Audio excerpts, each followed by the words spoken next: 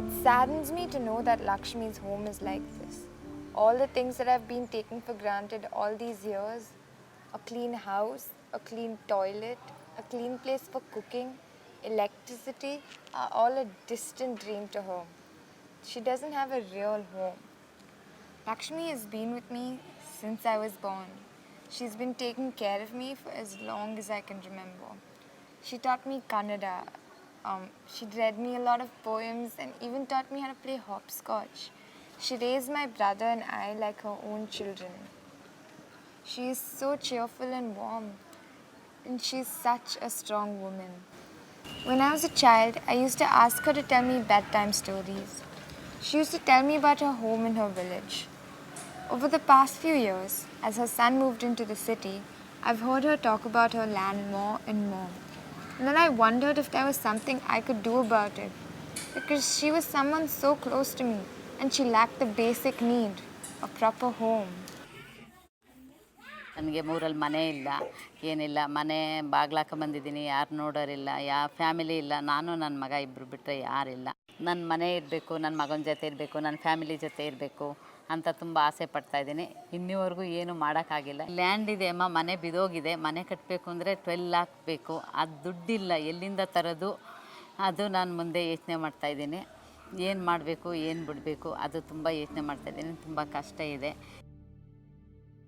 All Lakshmi has to go back to is a substandard house. To have a quality home, a livable, safe and healthy home, means more than just owning a piece of land and having a roof over one's head. Most of us don't really understand the idea of a substandard house. Substandard houses are usually small, about 100 to 300 square feet in size, and have anywhere between 3 and 6 people living in them.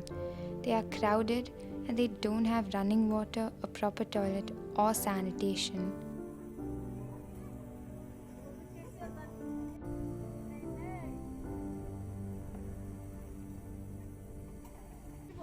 They don't have a real kitchen, and so smoke fills up the house and causes respiratory problems.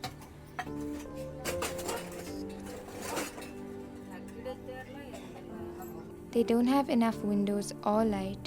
They may not be accessible for those who are disabled or for the old. They don't fully protect the family from the elements. They are not hygienic enough for infants, and they don't offer privacy for women.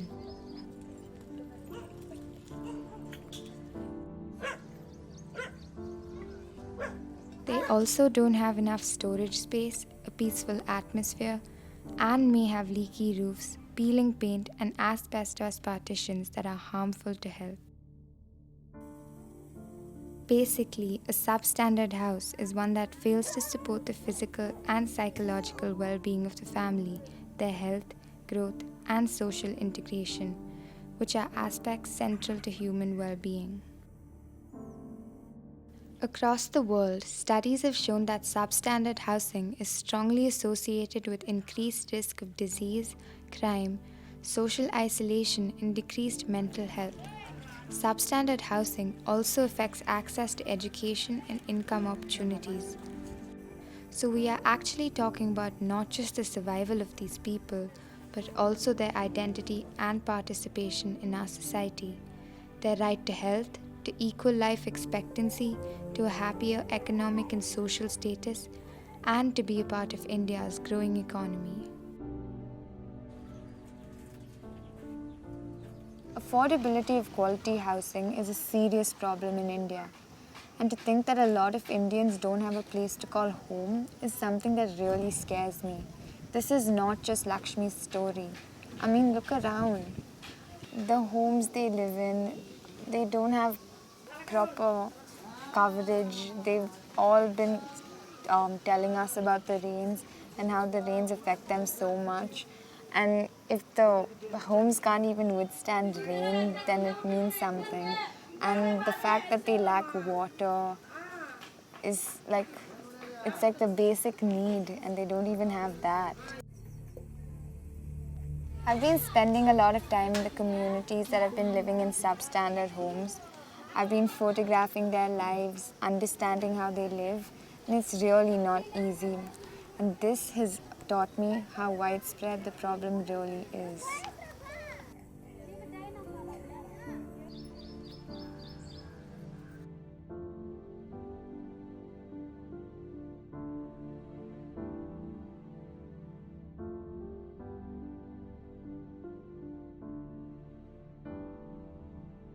To 20 square ಫೀಟಲ್ಲಿದ್ದೀವಿ madam.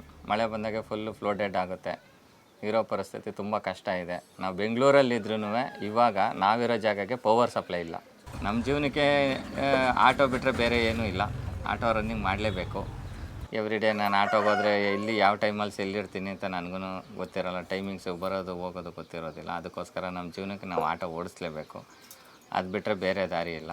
ಓದಿಲ್ಲ, ಬೇರೆ ಕೆಲಸ ಕಲ್ತಿಲ್ಲ, ಮುಂದಕ್ಕೆ ಹೋಗೋಕ್ಕೆ ದಾರಿ ಇಲ್ಲ. ಮುಂದೆ ಜೀವನ ನಮ್ಮ ಮಕ್ಕಳು ಕೂಡ ಅದೇ ಥರ ಆಗ್ತಾರೇನೋ ಅನ್ನೋದೊಂದು ಭಯ. The people who are most affected by substandard housing are people we see and interact with every day. These are our farmers, daily wage earners, our household staff, even taxi and auto drivers. They usually own a piece of land in the city or back in their native village, but the house on this land is inadequate. If we go by the last census, India has 13 million houses that are unlivable, and more than 10 million of these are in villages. These are people who typically have a family income of around $100 to $400 a month, with at least 4 to 5 people dependent on this income. They most often don't have bank accounts and access to finance. Health issues may be driving them deep into debt, and all of these together can pin families into difficult cycles to get out of.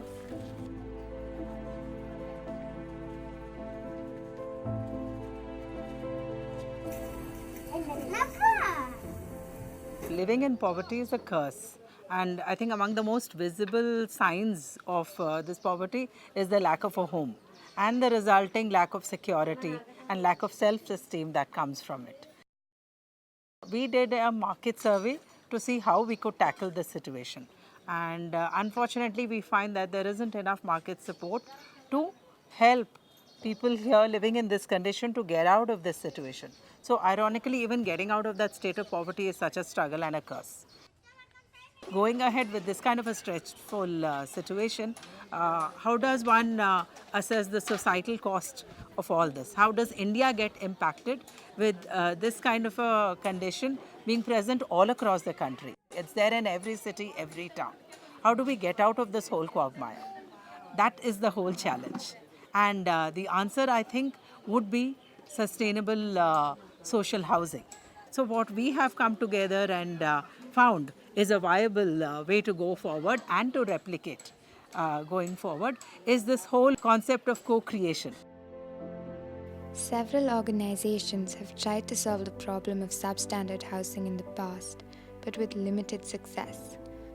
While there are government grants available for the poor to rebuild their homes themselves, access to these grants is a challenge because of middlemen or lack of direct intervention of government officials.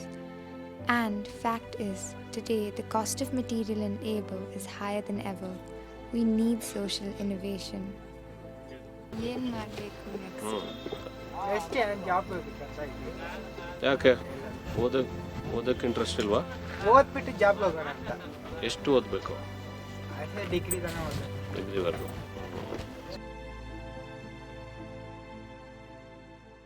Whole stress of living in poverty every day, and then the stress of trying to build a house is simply too much to ask of them to go ahead with. So it's time that we lend a helping hand and give that trigger, that jump start for them to be able to take that leap to get out of that condition. And what does a safe home mean for them? It's safety in all aspects, a better community, a better environment. Totally, it's probably a whole better new world. And these are the tenets that the World Health Organization sets out as well. So how do we start this process, and how do we get out of this and get the whole ball rolling? That's the whole challenge. Several sources define sustainable social housing as a habitat where the poor have the possibility and the desire to think and live beyond the short term. It is a model that supports socio-economic development and is respectful of the natural environment. In delivering sustainable social housing in India, we have to integrate several elements as we reduce the cost and time to construct. We need to consider sustainable design, water and sanitation systems, waste management, safety and privacy, air quality and ventilation, sustainable building materials, community spaces that support community development and economic activity, and more. If you look at Mexico, it has similar problems of India. Over 20% of the population do not have the knowledge, do not have the finance and time to build a safe home. So it's the poverty and unemployment which just keeps them off from building a safe home. So in Mexico, an organization, Ichel to Casa, has built a community-based homes in their area where they use the community to do similar type of social housing. This organization has built over 180,000 homes in 23 states, which has impacted close to 1 million people. So that's a big number for a sustainable model which has gone through the whole of Mexico. If you look at Africa, what they have done there is these Nubian walls, which are very famous in the Egypt, which has been built thousands of years using the local material. They have trained people for doing this kind of method of construction. Not only training people, these people have trained others, and as a community they have worked together to make sustainable homes in Africa. So Adyamanda has the required access and network to people to bring them together so that this sustainable model can be replicated. We are not just building homes for them, we are looking at building a happier tomorrow for them and for the children. That's the whole concept on which V-Rise is working, to make sure this sustainable organization gives them a roof which keeps them happy.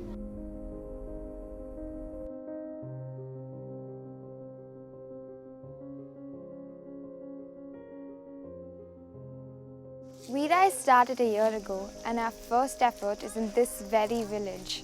While Lakshmi was my inspiration to think about this, I had to know more about it. So I spent a lot of time with my parents talking to them, and they helped me think through all the issues related to substandard housing. They connected me with the right people, and now V-Rise has a team of experienced volunteers who helped guide my efforts and make this dream a reality. V-Rise has partnered with a few hand-picked organizations to enable a successful rollout. Gramantara, our community partner. The Gramantara team will survey the villages, capture beneficiary details, negotiate with the local panchayat, and enable the project. Nivasa, an architectural NGO which is our implementation partner. Nivasa will enable construction of the V-Rise homes through local materials and sweat equity. Chaitanya, our microfinance partner, who will enable access to finance for the community and enable procurement of some of the raw materials needed for construction. Professor Carlo Ratti, who will mentor us on sustainable engineering and development and architect the design of our communities. I think that today we cannot avoid sustainability. It's both about environmental sustainability but also social sustainability. That's why we're very interested in this project we're starting in India, because it really combines the two aspects. You cannot solve one without the other. V-Rise aims to achieve sustainable social communities across India through a 5-pillar approach. First, technological empowerment, which will provide the machinery to make soil cement blocks, and the technical expertise of civil engineers and architects who will design and guide the construction. Second, financial inclusion, which will facilitate access to various modes of finance such as government grants and microfinancing through impact investors and through crowdfunding. Third, sustainability through environment-friendly design and construction, through introduction of rainwater harvesting and maximizing the use of daylight. Fourth, sweat equity, which will reduce the cost of labor by involving the homeowners in the construction and getting the community to mutually pitch in. And lastly, community, which will build spaces for the entire community to support social equity, learning, play, and enterprise.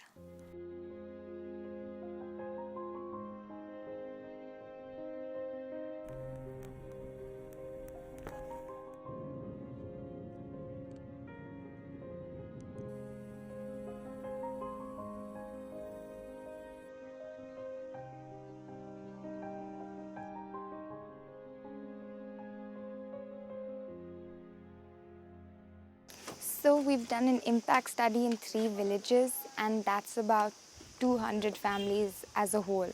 But if you look at this village in particular, that's about 50 families. And they've got a temple, a farm, a drinking water unit, a school. But even with all those facilities, they lack a home. I mean, the cramped spaces they have to share as a family is something that we'd never think of. And they even lack that nurturing community space. This is why WeRise is beginning its impact journey here.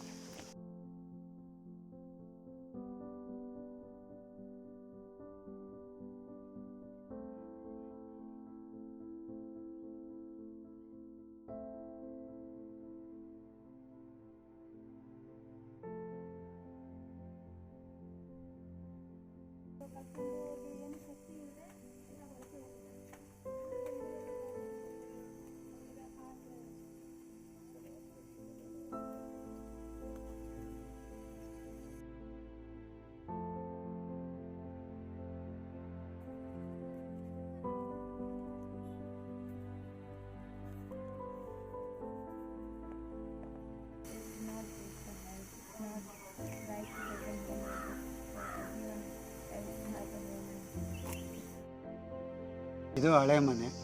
ಇದು ಈಗ ಮಳೆ ಜೋರಾಗಿ ಬಂದರೆ ಸೋರುತ್ತೆ.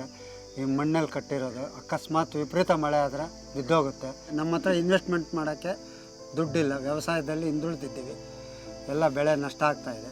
ಹಿಂದುಳಿದ ಊರಾಗೋಗ್ಬಿಟ್ಟಿದೆ ನಮ್ಮೂರದು. ಚರಂಡಿ ವ್ಯವಸ್ಥೆ ಇಲ್ಲ, ನೀರಿನ ವ್ಯವಸ್ಥೆ ಇಲ್ಲ, ಟಾಯ್ಲೆಟ್ಗಳಿಲ್ಲ, ಭಾಳ ಹಿಂದುಳಿದಿದೆ. ಅದರಿಂದ ಇದನ್ನು ಸರ್ಕಾರ ಅಥವಾ ಯಾವುದಾದ್ರೂ ಇದರಿಂದ ಅನುಕೂಲ ಆದರೆ ಒಳ್ಳೆ ಸಂತೋಷ ಆಗುತ್ತೆ. ನಮ್ಮೂರೆಲ್ಲ ಇಂಪ್ರೂವ್ ಆಗುತ್ತೆ ಅನ್ನೋದೊಂದು ನಮಗೂ ಒಂದು ಸ್ಯಾಟಿಸ್ಫ್ಯಾಕ್ಷನ್ ಆಗುತ್ತೆ.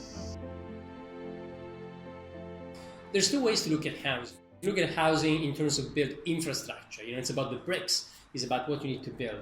But the other way to look at housing is really about the community, about how people come together. And that's how we want to start thinking about this project.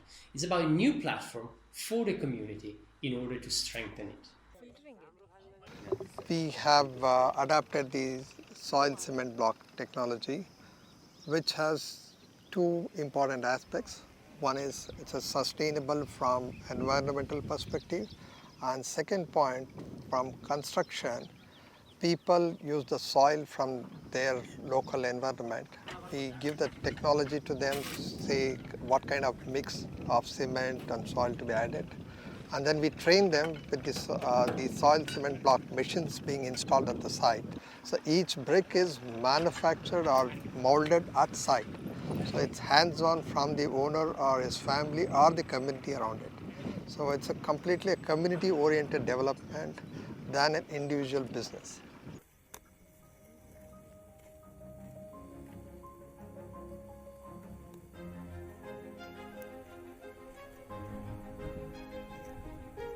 Whether it's lighting, the ventilation, electricity, the water, the sanitation, or the cooking area design, each area has small component which will bring a lot of value to the house. Apart from this, yes, we are going to build a community center which will be the center of the entire development, which will help them in any celebration or any festivals or any kind of training or any awareness program which a lot of NGOs and the government organizations are doing. There is a proper place for that. So essentially, WeRise's approach to sustainable social communities is holistic, not just holistic but also collaborative and long term. ಇಲ್ಲಿರುವಂಥ ಒಂದು nature ಆಗಿರುವ ಮಣ್ಣು ಉಪಯೋಗಿಸಿ ಪುನಃ ಅದನ್ನು BRICS ಮಾಡಿ ಮನೆ ಕಟ್ತಾ ಇರೋದ್ರಿಂದ ಒಂದು ಸೆಕ್ಯೂರ್ ಆಗಿರೋ ಮನೆ ಸಿಗುತ್ತೆ. ನನ್ನ ಕುಟುಂಬ ಸದಸ್ಯರು, ನನ್ನ ತಾಯಿ ತಂದೆ, ಬಂಧು ಬಳಗ, ನನ್ನ ಮಕ್ಕಳು, ನಮ್ಮ ಕುಟುಂಬದವರು, ಹಿಂದ್ಗಡೆ ಇರೋರು, ಹಳ್ಳಿ ಜನ ಎಲ್ಲ ಸೇಫಾಗಿರ್ತಾರೆ ಅನ್ನೋ ನಂಬಿಕೆ ನನಗಿದೆ madam. So once they have a home, the basic things get covered for them, and so they can move on in their lives and they can improve their chances of employment, they can get higher income, they can all improve their lives for themselves and their families, and like the communities, they can help everyone around them. So overall, having all these basics covered allows them to reach for more things. Yeah, actually, that last bit was what is very key also, because see, the whole stress on community would be because traditionally, if you look at India, all the social structures are community based, and there's strength in numbers in community. I enjoy coming here. There's a lot to learn from them. And I know this is a big dream to aim for, but I've got like-minded, passionate people helping me out. And there's a real need. There's still a lot to do. We Rise's Sustainable Social Communities Initiative is a very large and powerful vision. We aim to start with building 20 homes in the next 12 months. In the next 5 years, We Rise hopes to have helped build homes for many hundreds of people and create a model that can be replicated across the country. To make this vision happen in the next 12 months, We Rise needs around $150,000 in impact investment. We also need to look at different locations in terms of deploying technology and microfinance. And we also need to work with the right people who can create this participative community in this village and get a sustainable model that can be replicable. We Rise hopes to deliver not just quality homes for those who have spent much of their lives in substandard homes, but also a sense of pride about home ownership and social identity, and security for their later years.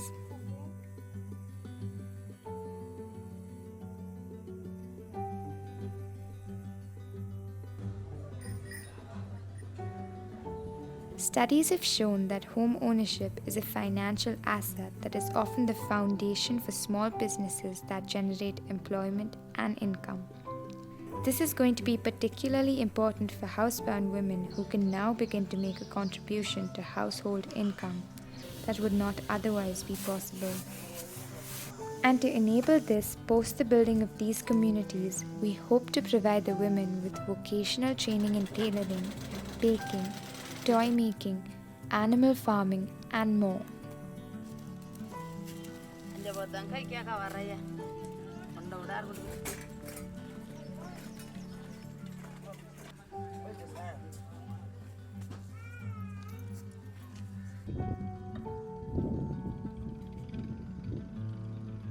ಬದುಕೋಕೆ ಆಸೆ, ಮನೆ ಚಿಕ್ಕದು, ಇನ್ನೂ ಸ್ವಲ್ಪ ಮನೆ ಮಾಡ್ಕೋಬೇಕು, ನಾನು ಇನ್ನೂ improve ಆಗಬೇಕು ಅಂತ ಆಯಮ್ಮನ ಉದ್ದೇಶ ಇದೆ. ಮಕ್ಕಳನ್ನ ಚೆನ್ನಾಗಿ ಓದಿಸ್ಬೇಕು, ಇದೆಲ್ಲ ಇದೆ. ಇನ್ನೂ 4 ಜನ ಕೆಲಸ ಕಳಿಸಿ ನಾವು ಇಂಪ್ರೂವ್ ಆಗಬೇಕು ಅನ್ನೋ ಉದ್ದೇಶ ಇದೆ. ಪೇರೆಂಟ್ಸ್ ಸಾಲ ಮಾಡಿದಿರ ಮನೆ ಕಟ್ಕೊಟ್ರೆ ನಮಗೆ ಓದ್ಸೋಕ್ಕೆ ಮುಂದೆ ಅನುಕೂಲ ಆಗ್ತದೆ. ದೊಡ್ಡ ಮನೆ ಕೊಟ್ಟರೆ ಚೆನ್ನಾಗಿರುತ್ತೆ, ಸೊಳ್ಳೆ ಕಚ್ಚಲ್ಲ, ಆರಾಮ ಮಲ್ಕೋಬೇಕು ಅಂತ ಆಸೆ ಇದೆ. I've taken a big leap, and I'm hoping that with We Rise there will be a beautiful life transformation for not only these people but India and everyone involved. This is just the beginning. There's a long way to go, and your support counts.